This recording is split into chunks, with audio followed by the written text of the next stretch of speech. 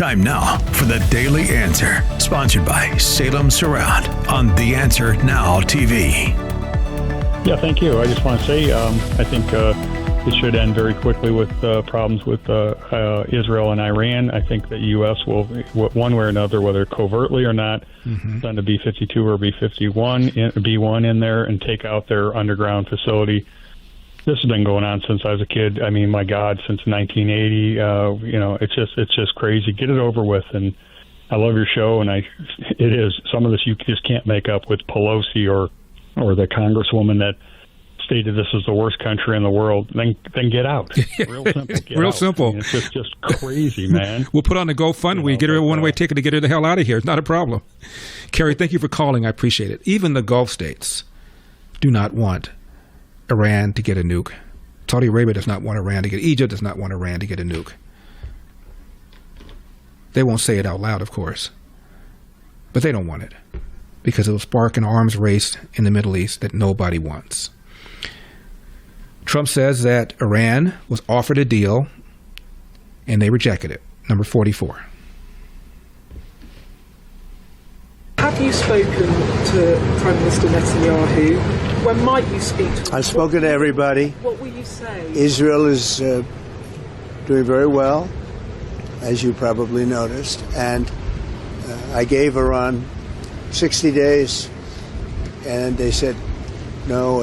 And the 61st, you saw what happened. Day 61. So I'm in constant touch. And as I've been saying, I think a deal will be signed, or something will happen, but a deal will be signed. And I think Iran is foolish not to sign one. Trump says he knows the location of the Iran supreme leader, and he says he does not want him killed, quote, for now, close quote, he posted on Truth Social. Quote, we know exactly where the so-called supreme leader is hiding. He is an easy target, but is safe there. We're not going to take him out, kill, at least not for now. But we don't want missiles shot at civilians or American soldiers. Our patience is wearing thin, end of quote. And in another post, Trump called for, quote, unconditional surrender, close quote. Here's Bibi Netanyahu, 47. It's Tel Aviv. Tomorrow it's New York. I understand America first. I don't understand America dead. That's what these people want. They chant death to America. So we're doing something that is in the service of mankind, of humanity, and it's a battle of good against evil. America should and does stand with the good. That's what President Trump is doing, and I deeply appreciate his support. About eliminating the supreme leader, Netanyahu said this, 46.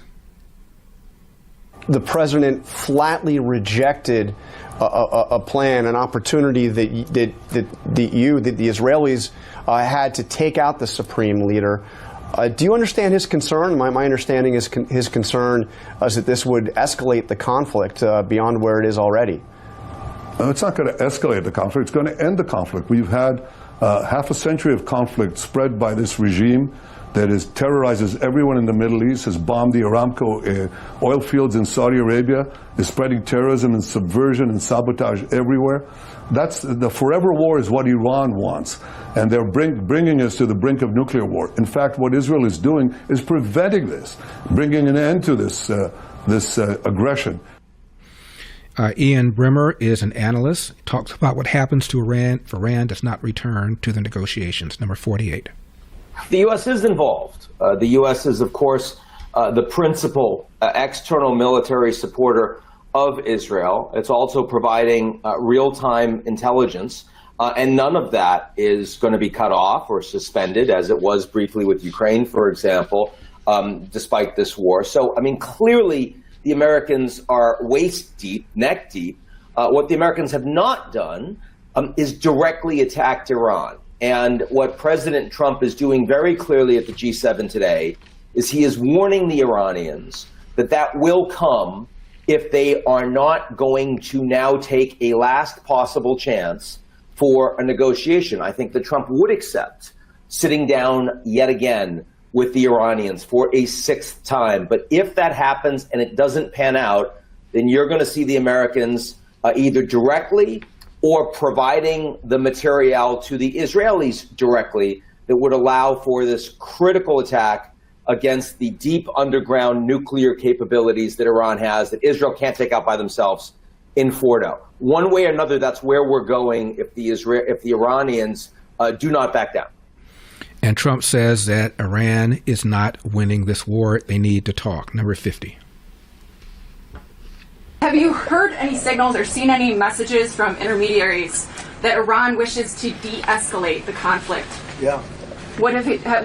What have you heard from the Iranians? They'd like to talk, but they should have done that before. I had 60 days, and they had 60 days, and on the 61st day I said, we don't have a deal. They have to make a deal, and it's painful for both parties, but I'd say Iran is not winning this war, and they should talk, and they should talk immediately before it's too late. For full shows, live and on demand, it's Salem News Channel. Stay informed anytime, anywhere with the Salem News Channel and 9:30 a.m. TheAnswer.com. This has been The Daily Answer, sponsored by Salem Surround on The Answer Now TV.